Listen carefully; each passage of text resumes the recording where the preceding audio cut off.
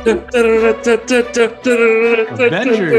Age of Ultron is garbage, folks. Is it an alligator or a crocodile? I don't know the difference, and at this point I'm too afraid to ask. Look at that. That is a werewolf, folks.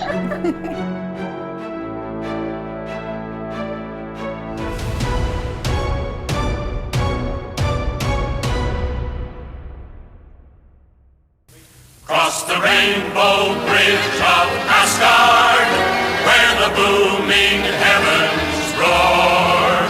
You'll behold in breathless wonder the god of thunder, mighty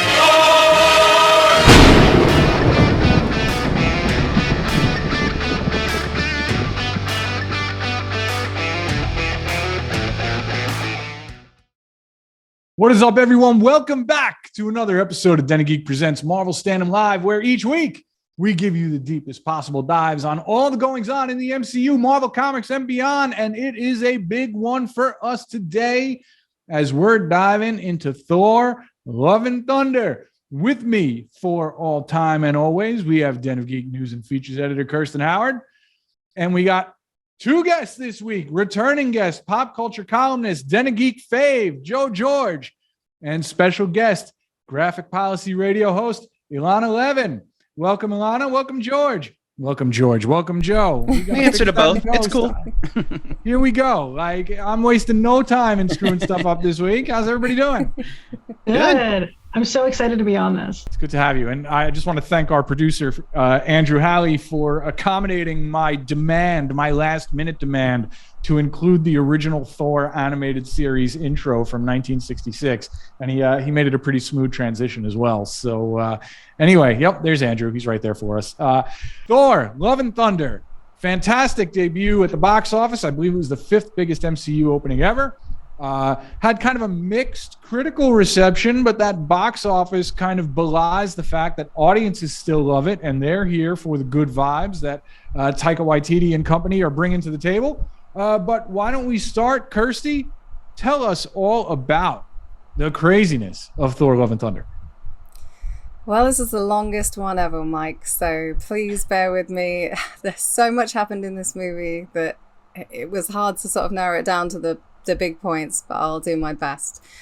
In Thor, Love and Thunder, Thor seeks peace after the devastating events of Avengers Infinity War and Endgame. Having embarked on some cosmic adventures with the Guardians of the Galaxy that are now losing their luster, Thor parts ways with Marvel's a-holes when he learns that the insidious Gore the God Butcher has been, well, butchering gods.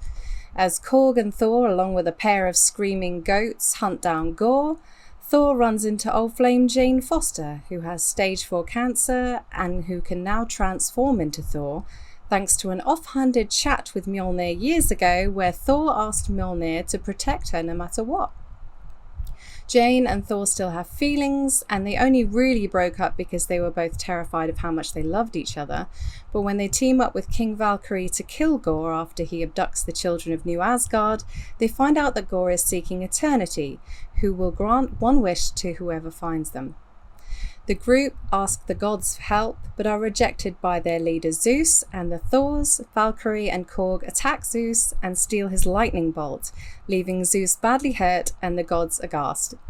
After a fierce battle with the Thors, Gore gets ready to make his wish and make all gods extinct, but when Thor, who is tending to a dying Jane, talks to him about love and his dead daughter, Gore decides to wish for her to be brought back from the dead. As Jane and Gore die, Thor agrees to take care of Gore's daughter, Love, and we see the two of them living and fighting together in the future. In a post-credit scene, we also see a wounded Zeus order his son Hercules to strike fear into the hearts of those who once worshipped the gods and now consider them surplus to requirements. So nothing really happened in this movie, basically, is what you're saying. Hardly There's not a lot of plot or anything. But look, we're going to dive into all of that in just a second. But first, you should all know that this episode of Marvel Standom is brought to you by Bob Streaming Club. Do you ever find yourself a little overwhelmed by the number of streaming choices out there? I sure do. Find yourself paying for monthly streaming subscriptions to services you don't always use? Well, there is a better way, folks. Let the good people at Bob curate your streaming experience for you. One low monthly flat fee gets you access to 3 fresh streaming services every month, curated by the experts at Bob. They'll keep track of all the big releases and pick the services with the biggest releases that month, so you get the most out of every channel. Get your perfect slice of streaming with Bob Streaming Club. Head over to bobstreamingclub.com to learn more. Elana, you're a big Jack Kirby fan. I know you said Ragnarok is one of your favorites of all time. Why don't you start us off this week? You know, it's an interesting moment for me because like I said, Thor 3 is on like a personal level, a movie that resonated with me and had so many moments where I felt like they made this for me. I'm massively obsessed with Our Flag Means Death. So I came into watching number 4 with a really, really, really high expectations. And I enjoyed the movie, but it wasn't the same kind of just serious, deep emotional connection that I've had with a number of works that he's done recently. So, you know, I'm trying to not look at it through the lens of, is it as good as these things that connected to you deeply? And I enjoyed it. So I would tell people that they might go and enjoy the movie. But I do feel a little bit sad that it didn't live up to the other works that I just felt like had such a real deep connection to. And it's interesting, though, because I was so excited and am so excited to see this movie introducing Guns N' Roses to a young generation of people, one of my absolute favorite bands. Somewhere in the hall back there is my cat, Axl Rose, who was not invited on camera because he would not sit still for it. So that cultural impact is certainly really exciting for me, for sure, though. Joe, how about you? Where'd you fall on the Thor Love and Thunder scale? I think that's above average. I did not enjoy the first half 30 minutes at all. In fact, in my notes, like 15 minutes in, I wrote down, this feels like an Old Spice commercial. And then it actually becomes an Old Spice commercial, like literally on screen. By that point, I was a little bit tired of YTD's humor. I mean, mostly I'm up on him, but it was just a little too slight. And then by the time we get halfway through, by the time we get to the scene where he's superpowered all of the children and they're all fighting back and the music's kicking in, I was grinning like an idiot and I was on board. But it's a very uneven and I think intentionally slight movie that's adapting fairly heavy source material. And once you kind of get over that, I think it's pretty enjoyable. Now, Kirsty, I know that you have been probably the most unabashed defender of this movie so far. Why don't you bring the vibe up for everybody here? Well, what can I say, really? I mean, you know, Ragnarok is a lot of people's favorite MCU movie. That's true. It's my second favorite behind Infinity War, but I love Ragnarok, and I wasn't honestly sure what to expect from this one. As I think I've mentioned a couple of times now, we're in difficult second album territory. And what happens with difficult second album territory is a lot of people love it and are like, I love this direction. I don't mind that it's missing X, Y, and Z for vibes from the first one. This is fine. And a lot of people are like, where are the bits that I loved about this band? And so for me, I loved it. I really enjoyed it from beginning to end. I was just entertained, really. I laughed at probably 90% of the jokes. I didn't feel like the sadder bits suffered for me. I was able to, you know, they were impactful enough for me to cry. So I will cry at, like, you know, a commercial on TV. So that's probably not, you know, a good, you know, judge. But yeah, I had a great time. I mean, I've actually written a list. I've prepared a list today of the things that I loved about this movie, and I will get into it.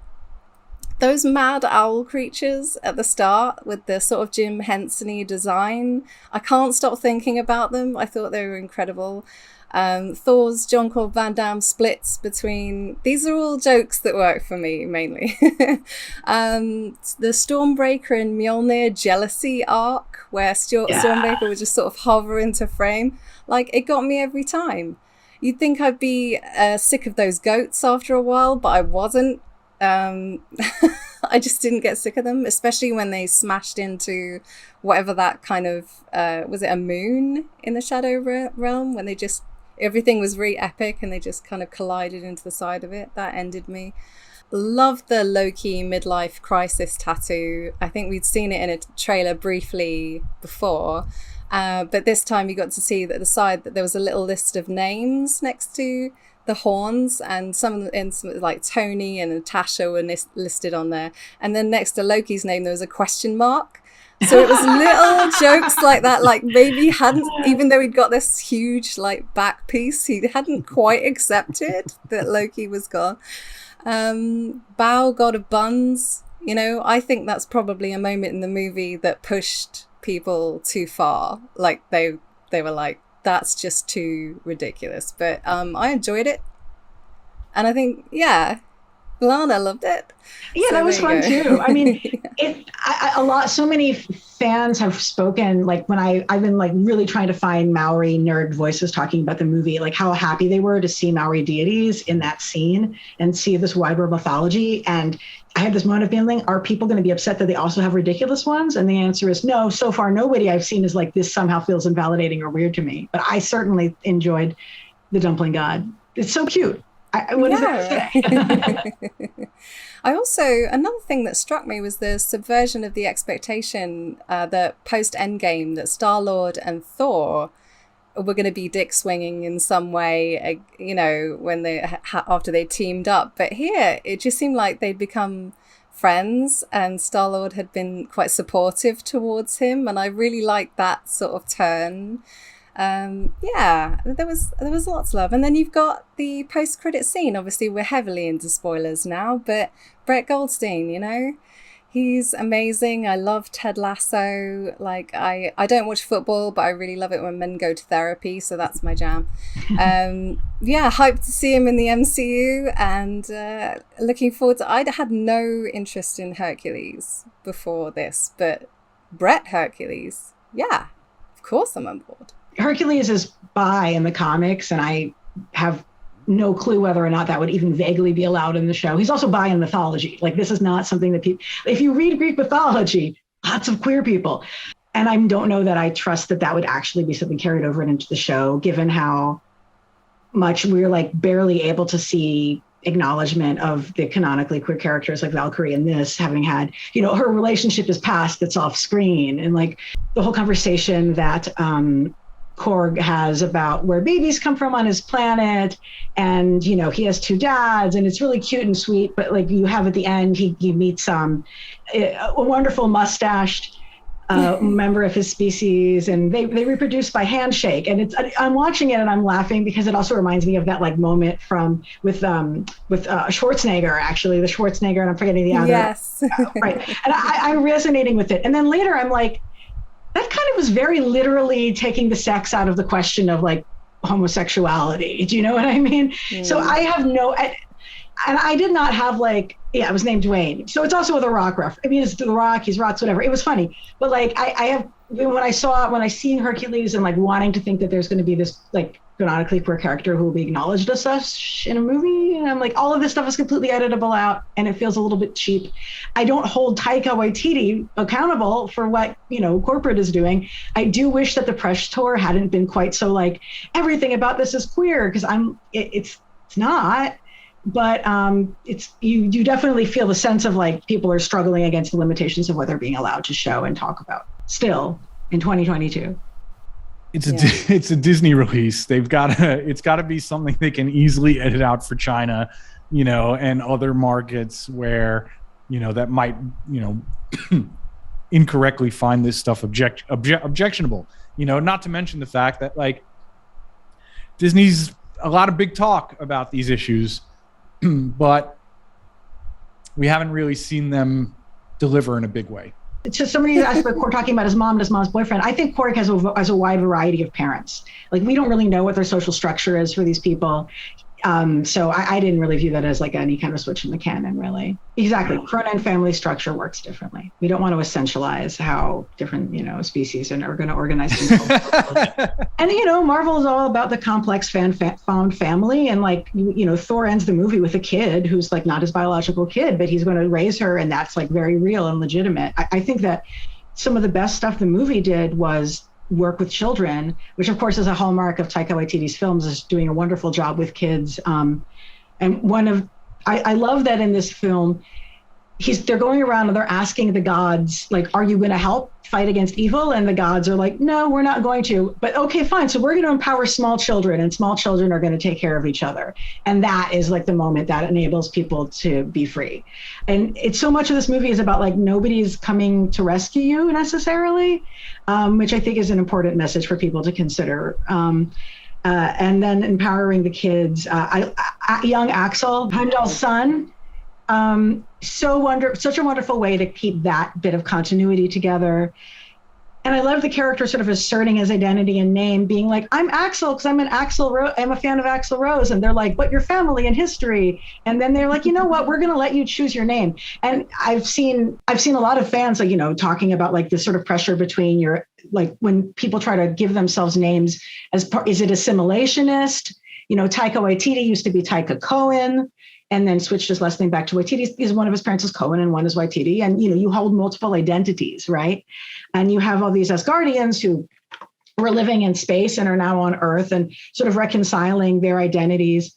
And it feels really real that a kid would decide that they want to give themselves an Earth name after, you know, a rock star who they love and identify with, but that adults might feel a little bit like, but what about your ethnic heritage? Like, this is all stuff that's very real. And yeah, that kid was really great. I enjoyed him a lot.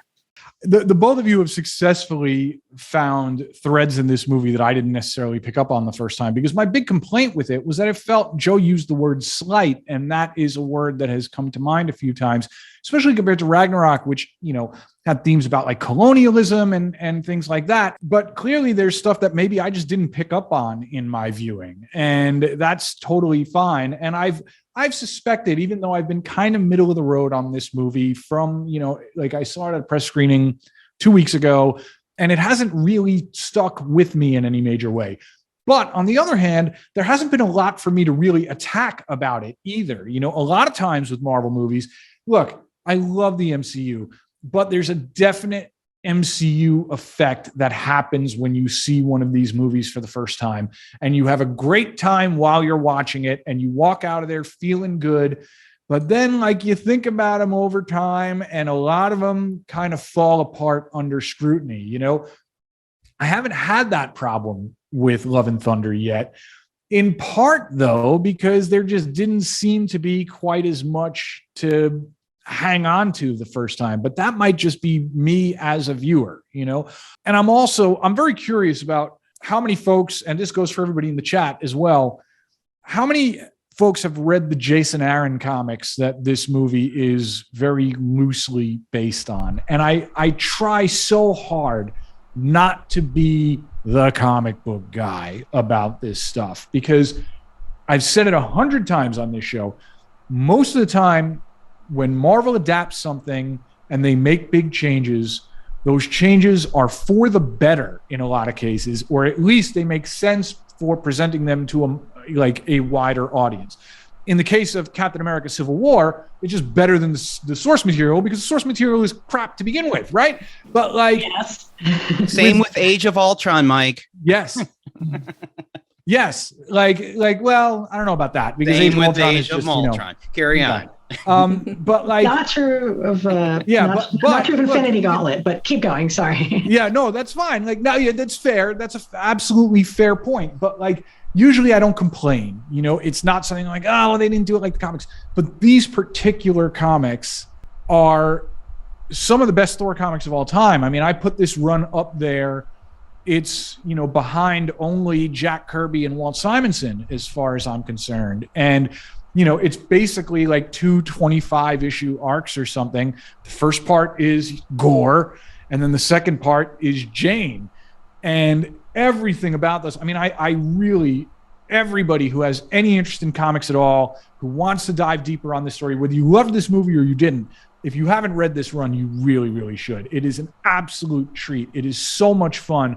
And there's like nothing, because it's so different from what we got on screen, there's nothing you're missing. You know what I mean? It's not like it's not like you're like, well, I know what's coming, because you really don't. They made such big changes to this. But I do fear that this colored my perception of the movie a little bit, because this isn't just some comic run. It's like the third best Thor comic run I've ever read. It's the kind of story that could support a whole trilogy of movies. And especially the first part, the Gore stuff, I don't know if Taika was the right filmmaker for it. However, it is a pretty awesome Gore that we got on screen, but we'll get to that later in the show. We have some fun thoughts from our from Den of Geek readers and viewers. We asked everybody over the weekend for their one-sentence reviews of Thor: Love and Thunder. Kirsty, do you want to take us through some of these? Sure, yeah. So these are some comments we've had via social media from people who saw the movie. John Clementi said, Thor: Love and Thunder is poorly paced with a nonsensical plot and horribly inconsistent tone, but the likable cast still makes it somewhat enjoyable. Hashtag more Gore. Alexis said, hilarious, almost giddy energy and highly entertaining. Pete H126 said it was a total letdown. Meanwhile, Brainy Goat said, tonally inconsistent, but a fun time at the movies. Snap Happy Bear called it Monty Python's Life of Thor, which I can see where he's coming from. Kevin Don't Dance said, funniest comic book movie ever on purpose. So it was a real mix. I think, people were mixed on this one. I think if you hated the comedy in the first one, you definitely hated this one. Like, it was a lot of Taika Waititi, but I loved the comedy in the first one, and so I was quite happy to watch a straight up comedy in the MCU. I don't have a problem with that. I have heard a lot of valid points and criticisms about the movie, including all of your own. So I take those on board, and I can appreciate them. But I probably have a lower tolerance. Yeah. If something's making me laugh, I probably don't think about it too much, and that's me watching a movie. I mean, the humor definitely worked for me in general. The exception was, like, I'm really tired of fat jokes and think that they're not adding anything. And I was hoping that it wouldn't emerge in this one. And yet it did. It was like, but we had a conversation around this already about why this wasn't cool. And then you did it again. Guys, no, like, it's not even funny or helpful or necessary or any of those things. But like, and it's just so much of the humor is a very kind humor. And then to have that kind of sticks out. But I know when some of the people were talking about tonal inconsistency, it didn't bother me to have humor and then be dealing with Jane's, cancer, because like that is sort of what's happening here, right? Is she's trying to not focus on her medical situation by dealing with putting herself in a situation where she can feel strong and empowered and in charge of her life. And like, there's going to be a gap in how you're going to talk or feel about yourself in those two different things. It didn't. I think it's actually impressive that the tonal shifts really didn't bother me at all. And I thought she did a great job of portraying both aspects of what the character was going through. One thing I've seen regarding the humor in this movie, and I think this ties into some stuff we should talk about, just about Thor's overall arc in the MCU, because let's face it, Thor has had the most unconventional heroic arc of like any of the mainstay, any of like the big three, basically, of Cap, Iron Man, and Thor. Thor's journey has been the longest and the strangest. And some folks are complaining, particularly in this movie, that we've gone from like kind of laughing with Thor to laughing at him. I'm curious how everybody feels about that balance, because I do think where Thor ends up in this movie is like perfectly valid, and it makes a lot of sense in the scope of everything. But like Don Kay, who writes for Den of Geek, wrote an interesting article, and he is much more down on this movie than anybody on this show today.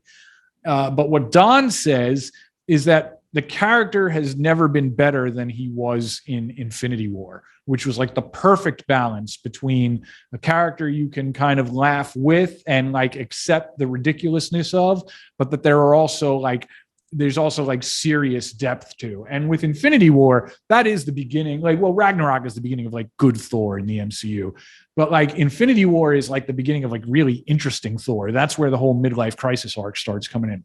So how does everybody feel about Thor's arc overall? And how does this fit in with the, again, the overall discourse about the wildly different tones of this movie.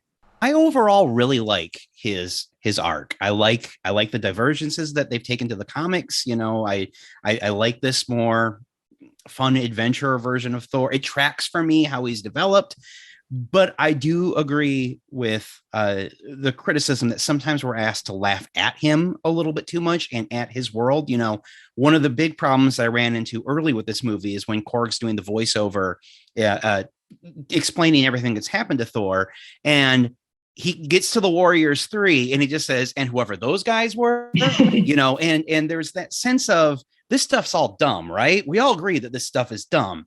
And this stuff is ridiculous and it is silly and it is over the top. And that's totally fine to have fun with that. But as soon as you start getting to this stuff is dumb and we all agree that it's ridiculous, you know, it's silly and laughable, then I think we're on the wrong side of that equation. You should absolutely have fun with a superhero who rides a rainbow bridge and has this brightly colored costume. It should be funny and we should have a good time with that. But you also shouldn't be thumbing your noses at those of us that are trying to enjoy it. And I'm not saying I want like a Zack Snyder worshipful of all of the characters and that's the only thing you can do. But I don't know, man, don't ask us to laugh at the things that we love or from a mean perspective. I really hear what you're saying. I had read it as a good way for the movie to remind people of the past stories without feeling like exposition dumb. But I totally see what you're saying. I really like the comment from Imagine Wizard in the stream chat. Hello, Imagine Wizard. The theme Elana is signposting is explicitly stated when Matt Damon even says about creating the play about the kidnapping to distract the Asgardians from their trauma. I think the dramedy mix lands less well here than Ragnarok, but it doesn't do it bad. I can get behind that. I can get behind all of that.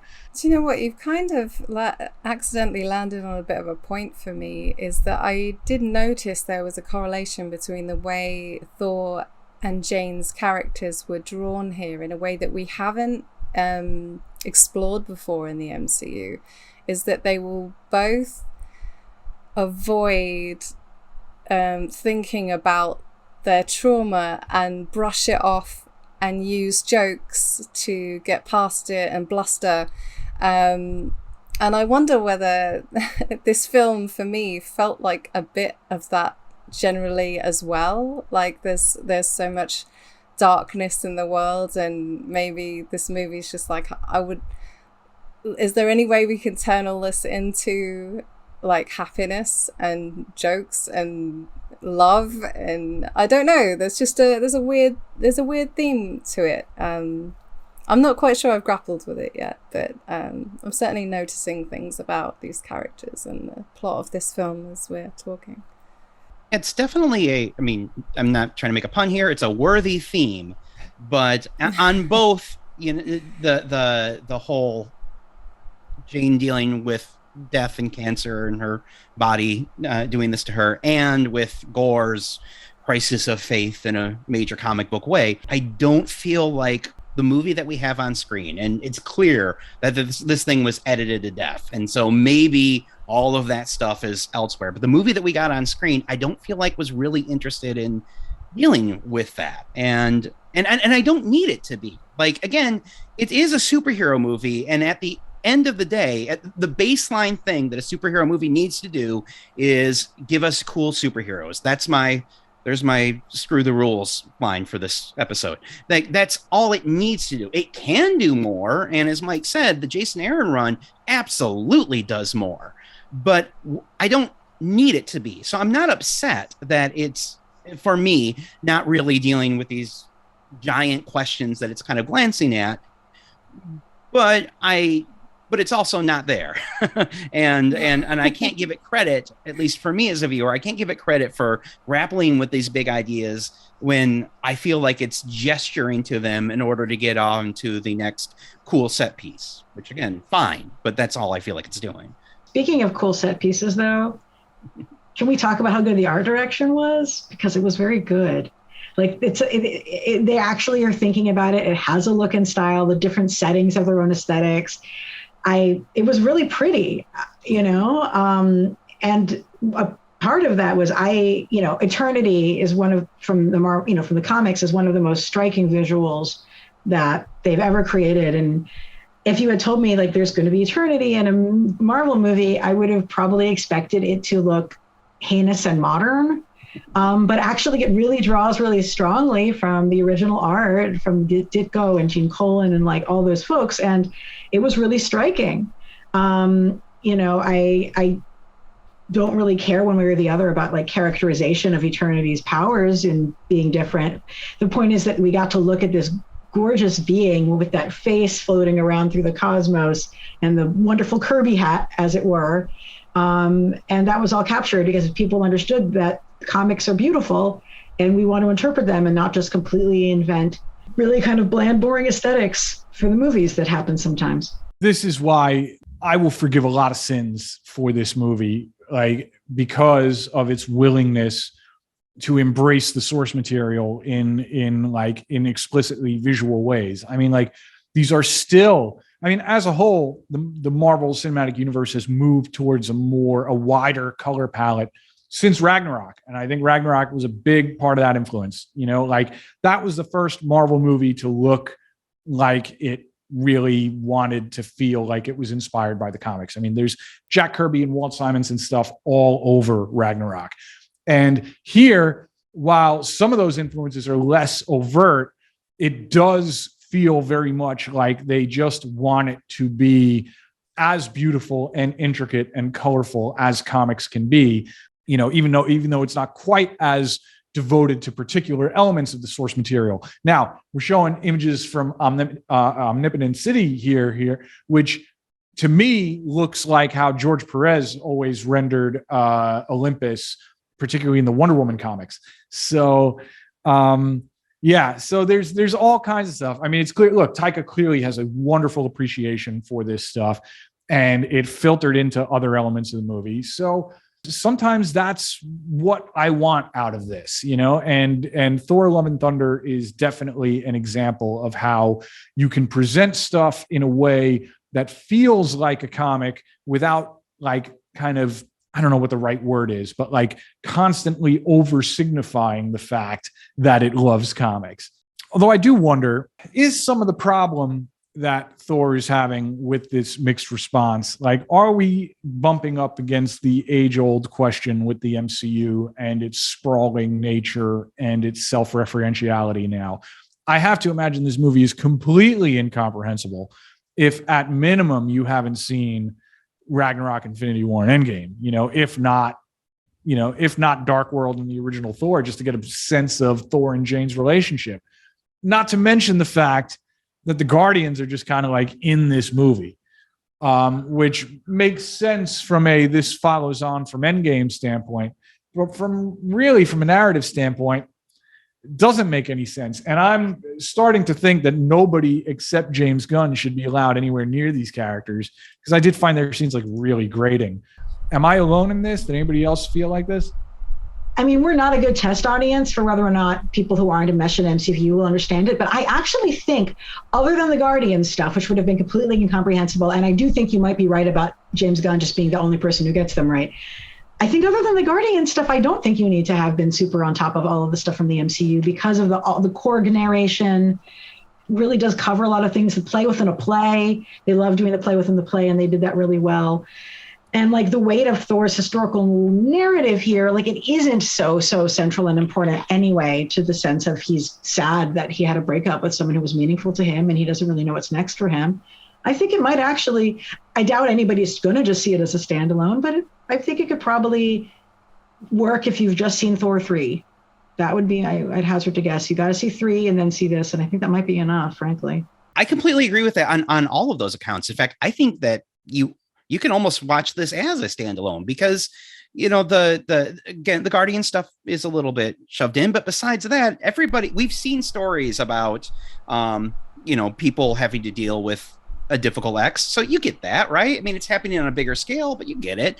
And you don't need a whole lot of background to say scary looking guy kidnapping children is the bad guy, we got to get these people together to stop. Like, people are going to get on board when if they see that poster and they say, well, this looks like something I want to watch, and they've never seen a Marvel movie. I gotta believe that they're going to be able to make those couple of jumps. I find this one particularly well done as a standalone, but yeah, like Elana, I also am bringing all this baggage to it, so maybe I'm not the best guest, but I think they could watch it like that.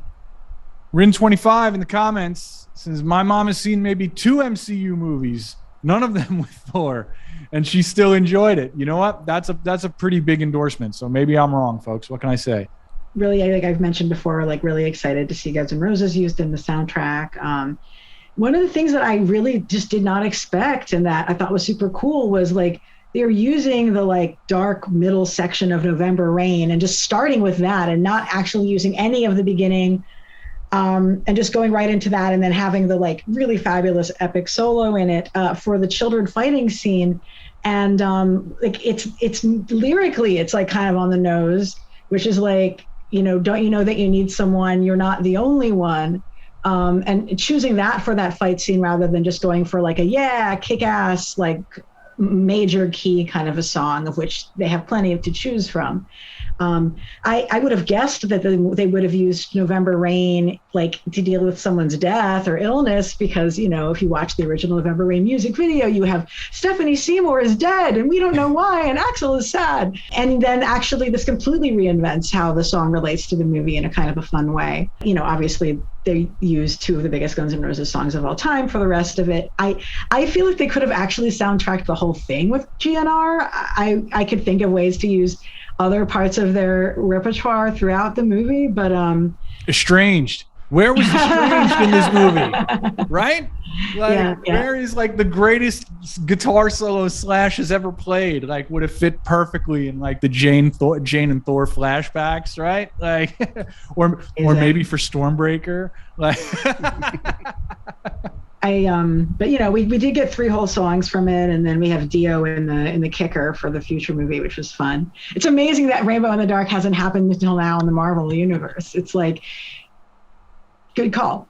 But yeah, I'm curious to hear from folks like, you know, if you feel like the movie has revitalized sort of a broader public interest in this music. And I used this as an opportunity to share a playlist that I made that's sort of like the history of metal across time in chronological order of songs being released. And, you know, I'm happy. I always want to give comics and comics adjacent media are a great vector for helping people learn about other culture that they might find interesting. And I'm glad to see soundtracks being used that way.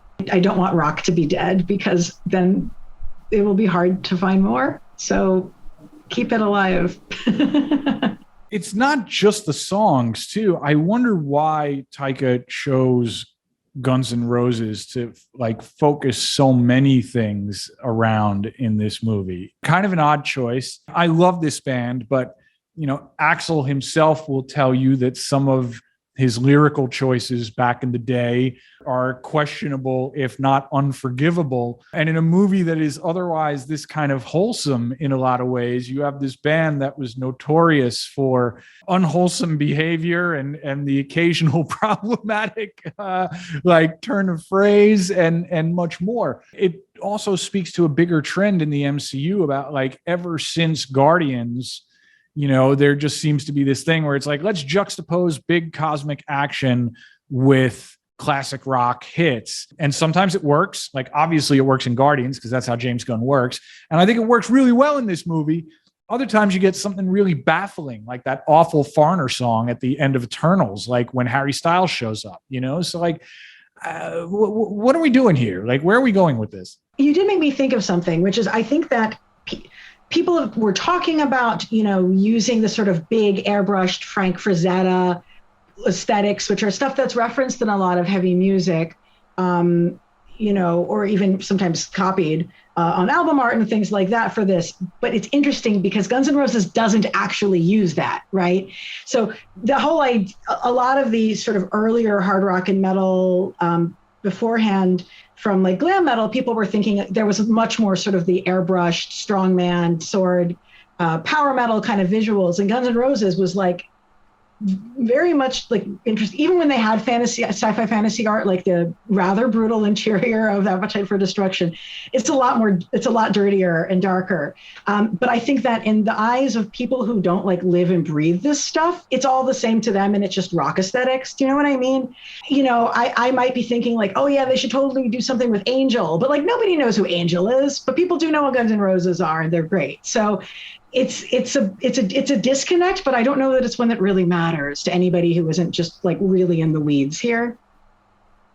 We do need to talk about the two biggest stars in the movie, who are Christian Bale and Natalie Portman, both of whom are fantastic. Like, even when I am feeling my least charitable about this movie, these are two terrific performances. We should start with Gore. I think Gore is a good segue after the power metal talk there. Despite my issues with, the difference between the source material and this movie, I could not have asked for a better Gore than what Christian Bale gave us.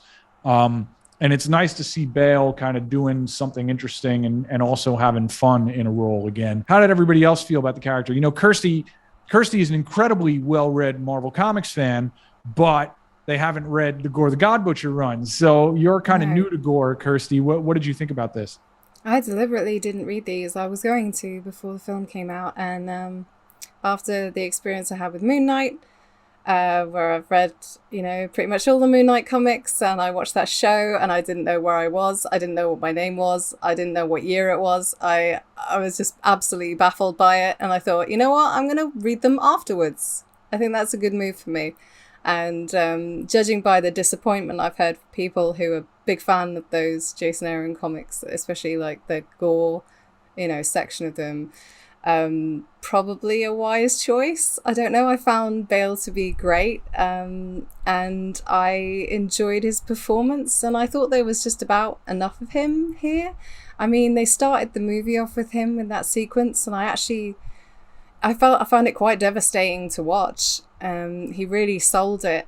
And again, even in that sequence, there's this juxtaposition of this colourful, golden world full of people that are doing great. And then there's these the people that are struggling and are left in the darkness. And that it does seem to be that creeping darkness trying to take over the colour of the world is something that I think a lot of us are feeling right now. And I know Joe perhaps thought that the movie didn't quite lean into that as much as it should have, all those themes that it stuck for me and I enjoyed it. I will read the comics now, but I enjoyed Bale as it was, and I enjoyed Gore. Especially enjoyed the sequence where he was doing the little puppet show, the story time show. I thought that was really wild, actually. I was not expecting that. That was quite brutal in front of the kids. Yeah, some of the kids in my theater were shocked. You made me think of something though, which is like the death in the beginning of the movie, the death of Gore's daughter. That's a climate change death. That's literally what that was.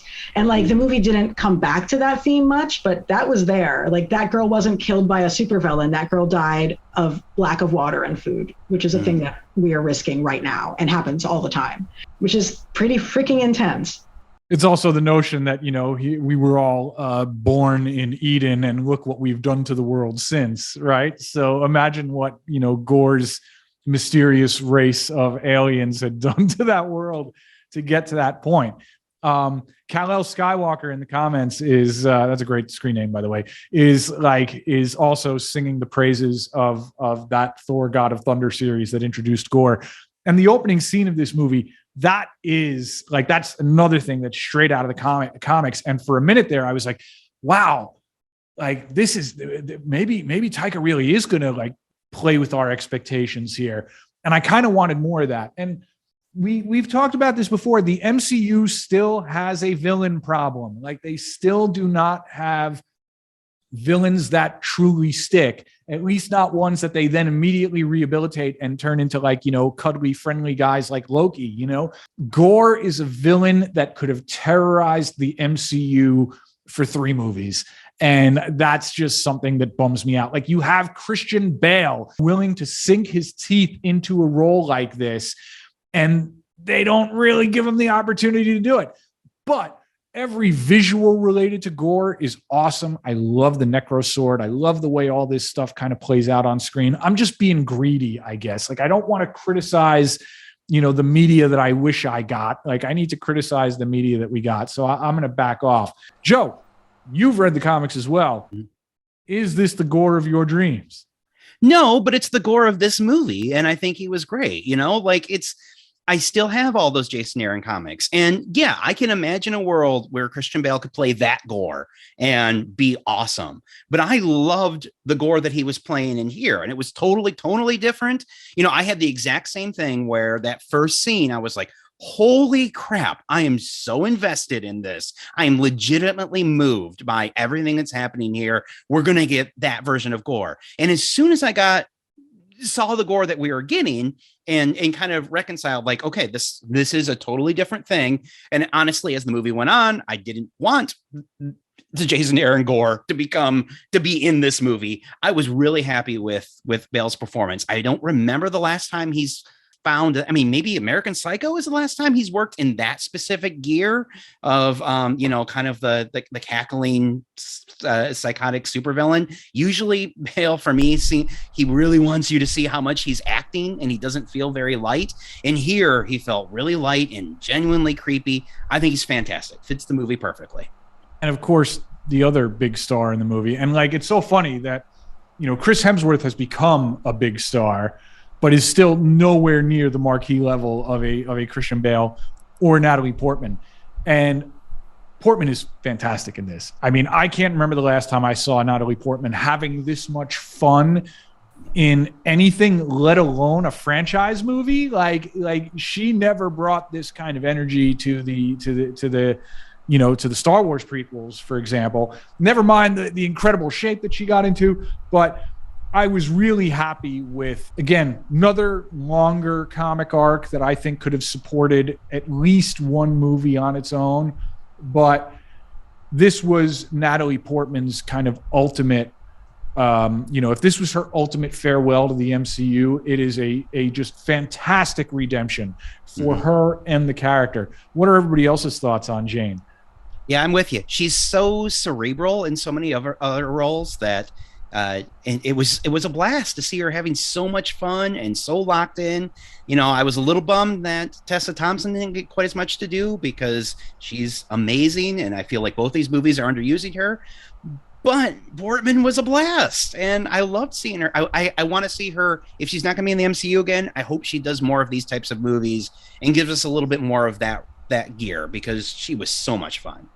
Yeah, I feel like if they brought her back, it would make the death feel cheap in a way that would really undermine the work that she did here. Her performance was great. I'm so glad she had the opportunity to do this, My guest who's going to come on my podcast to talk about this movie with me is a woman who just went through chemo and cancer, and I'm really curious to hear how she connects to that as a cancer survivor versus someone who dies.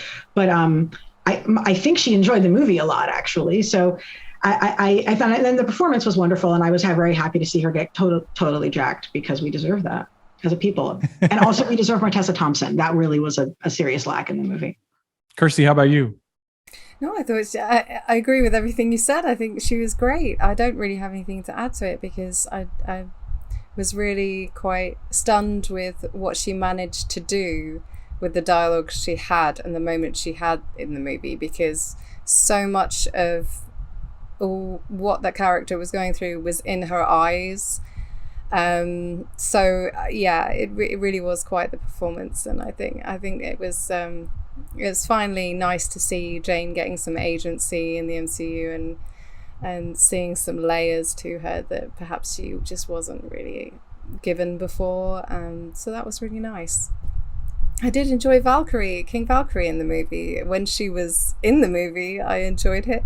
I like the little moments. Again, they're not quite going far enough with Valkyrie in terms of her sexuality, and that I just wish they would just stop sort of teasing it. There were little moments that they gave us when she said, basically that she was also into Jane. She was just like, we're both Team Jane, right? Oh, Team Jane. Yeah, and she kissed one of Zeus's handmaiden's hands, but it's just just do it. You know, it just it does get frustrating, and I don't know whether Tessa Thompson is as frustrated with it as we are, but she Probably. yeah, it's not quite enough. I think we're all kind of in agreement here. Even Kirsty, even the Love and Thunder booster, Valkyrie being a little underserved in this movie is just another symptom of this movie having 2 movies worth of story crammed into a surprisingly economical for the MCU 2-hour runtime, which is something I would normally welcome. But, it's like everybody gets shortchanged just a little bit out of that this time around. We asked our audience, was it worth it bringing back Natalie Portman as Mighty Thor? 18% of you said, nah. What does it matter with you? Like, what movie did you watch? Like, well, go watch a Zack Snyder movie. I don't have time for these 18%. Yes, 44%, of course. She was okay, 16%. All right, fine, I'll accept that. Yes, we needed more closure, 21%. Yeah, I think that's fair, and I think she got it. I shouldn't have baited the fans of the most highest who. What do you think of Christian Bale as Gore in Thor: Love and Thunder? 4.6% of our audience hated his performance. That is too strong. 12% said he was mediocre. I mean, look, I can understand if you liked the comics a lot and you weren't in favor of this, blah, blah, blah. But the vast majority of our audience was into him. 36% said he was solid. 46% said he was great. It's a weird one. There's a wide range of opinions on this movie, and it's understandable why. And then, of course, there's the stuff with the Greek pantheon, which we got with Zeus in the body of the movie and Russell Crowe just chewing scenery, and the introduction of Brett Goldstein as Hercules at the end.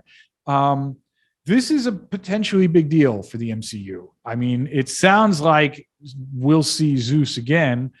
Russell Crowe seemed to be having the time of his life, as he often does when given the opportunity to do this kind of stuff. Anybody have any thoughts on those scenes in particular? I'm just remembering before this came out when we were talking about Russell Crowe as Zeus, where we were like, yeah, whatever, he's going to be in it for a minute, it's going to be fine, and then he'll die, and then we'll never see him again. And that didn't happen. It's had quite a lot of screen time in this, and then wasn't, dead at the end. He was just wounded, right? So yeah, he's almost certainly could come back, and I'd love to see him. He was so over the top here, and I think the role demanded over the top. I still think about his little tutu walk down the steps to talk to Thor. I was thinking about that after I left the cinema quite a few times. Yeah, I really enjoyed his just ridiculous performance as Zeus, and yeah, good times. And it did set up, I mean, that is probably the most consequential post-credit scene we've had in the MCU in quite some time. Like a lot of these in Phase 4 have felt particularly lightweight to me.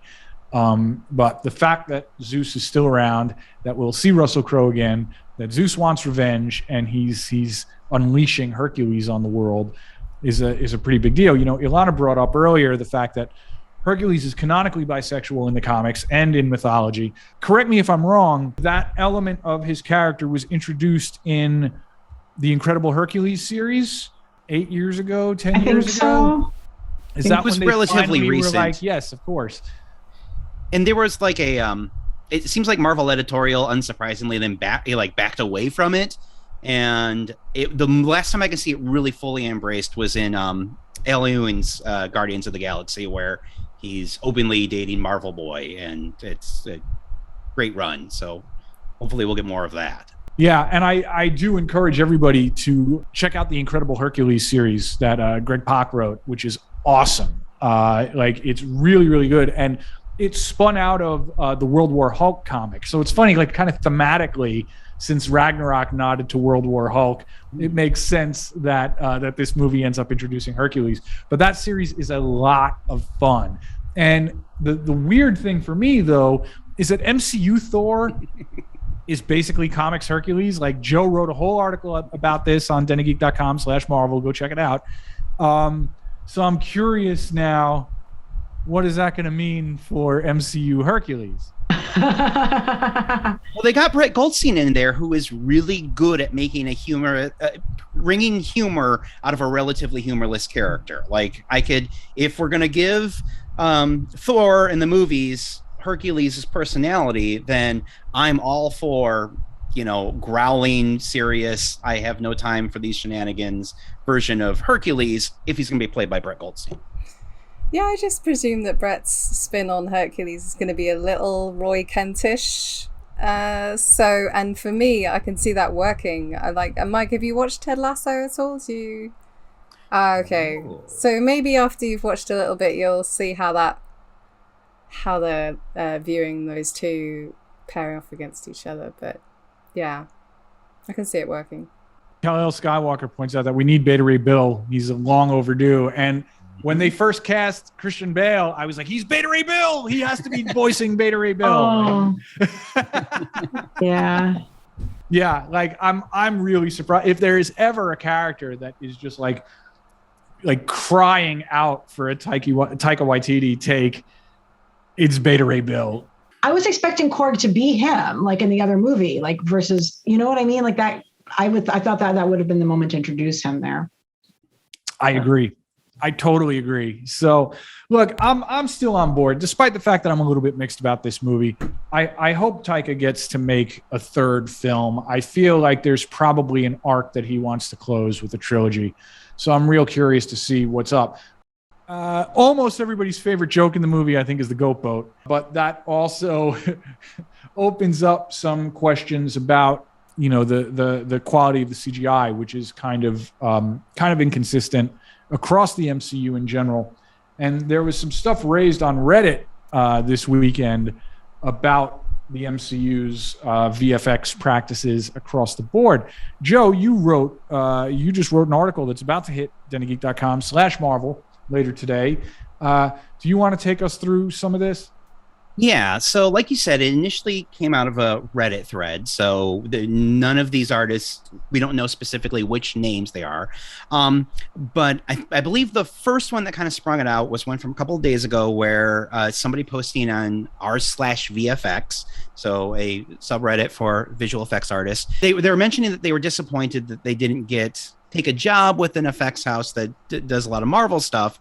And that prompted some responses from other professionals who were talking about how awful it is to work on Marvel projects, that they have unrealistic expectations, that they don't pay their artists well. They have demands for overtime.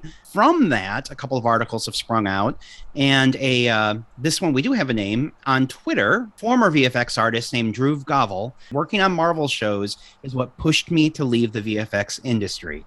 They're a horrible client, and I've seen way too many colleagues break down after being overworked while Marvel tightens the purse strings. So as much as, and I've been there too, as much as we complain about the visual effects in Marvel movies, we need to remember that this is not the fault of the artists, who probably, if they were given support and time and recognition, could make these movies look like what we want them to look like. It sounds like the MCU is following the long-standing Marvel tradition of screwing over their artists. So for folks who don't know, Elana and I met because we met through the Jack Kirby Museum, which I'm a trustee of. And so the two of us have spoken at length about the shoddy treatment of Marvel creators through the years. So yeah, it's like this is the Jack Kirby and Steve Ditko VFX houses, doing thankless work for hire stuff while other people get all the credit. Yeah. So we should start wrapping them up. But any questions from the audience? Ooh, Kal-El wants to know, do you think they are leading into Secret Wars? And you know what? Yes, I think they do. I think they are. Particularly the John Hickman version of Secret Wars. What does everybody else think? You know what? I'm going to switch franchises here, but after people freaked out on Star Trek when Cybok was mentioned, people are going to freak out when the Beyonder is mentioned. I know we all think he's ridiculous and dumb and his leisure suit, but as soon as somebody makes a reference to the Beyonder, people are going to go nuts. So I'm excited for that version to show up too. Kal-El Skywalker, once again, I think Doom is coming. Doom had better be coming. I hope you saw our episode a couple weeks ago where we talked at length about Dr. Doom in the MCU. And with any luck, who knows, maybe at San Diego Comic-Con in a few weeks or at D23 the month after, maybe we're going to get a Doom casting. I mean, it would make sense if they're hell-bent on doing Secret Wars as the thing that Phase 5 leads into. I think that is kind of like we have to see Doom before then. One thing I hope that comes out of Marvel's reveals that are coming up is less. And I know that's not going to happen, but I would love to see them say, you know, these and these shows, but less, because it does feel like these VFX artists are working in crunch conditions. Yeah. You know, it's not good. As much as I love these things, I don't want people to suffer making them. And so I think if you're looking at like, well, we have to keep churning these things out, then no, you need to really start focusing now and just giving people a break. I mean, I think one of those VFX artists was saying that it took him 6 months to recover from the WandaVision crunch. That was during the pandemic. You know, that was during some bad times, man. Like I said, as much as I love these things, it's not worth it. And I just like to see a little bit more care, attention, and focus going forward. So that's what I'm hoping from these announcements coming up. What's the one thing everybody wants to see in Thor 5? More Valkyrie. Yep. Yes. Yep. Yeah, I'm into that. A different director. Oh, wow. Really? Sorry. It's time, huh? Yell at me online. You've got my Twitter handle there. Less Korg. I felt like there was a bit too much Taika in my ear and on screen, as well as directing this movie. There's just, when he was doing that Hey Ninny Nonny song or whatever from his, I was like, this is valuable time, like we could be spending with these characters, and what are we doing? I don't know. It was there was just a bit too much Korg in this for me, and maybe we could bring a little bit more drama into the next one and not as much comedy, as much as I enjoyed this. I'm going to once again agree with our new friend in the comments, Kal-El Skywalker. They want Beta Ray Bill, and I want Beta Ray Bill, so I can get behind that. Lee wants a slightly more serious tone for the Thor versus Hercules fight. I can get behind that. And Nagma says, more goats. All right, I'm here for more goats as well. But I think that's it for this week's Marvel Standom, folks. I just want to thank you all once again. Elana, why don't you remind everybody all the cool stuff you've got going on and where they can find you? Okay. Graphic Policy Radio is my podcast. It's on any podcast platform. That's Graphic Policy Radio. We will be covering Thor 4 very shortly. Ms. Marvel, I'm taping this week, our Ms. Marvel coverage. I'll have my Young Justice season 4 episode up by the time you're looking at this for sure. And I'm on Twitter at ELANA_Brooklyn. And I wrote a great piece for you guys at Den of Geek. Folks can check out there about our Flag Means Death. Hopefully the first of many. Thank you. Thanks for joining us. Joe, you got to put up with me just about every day, but we're always happy to have you on the show. Thank you. And I'm happy to put up with you. Everybody go read Joe's stuff on denofgeek.com, please. He's an absolute brilliant writer, and we're lucky to have him. But I think that's it for this week's Marvel Standom, but we will be back sooner than you think or probably want, because there's 2 episodes this week. We'll be back on Wednesday, July 13th for our Ms. Marvel season finale episode. So don't miss out.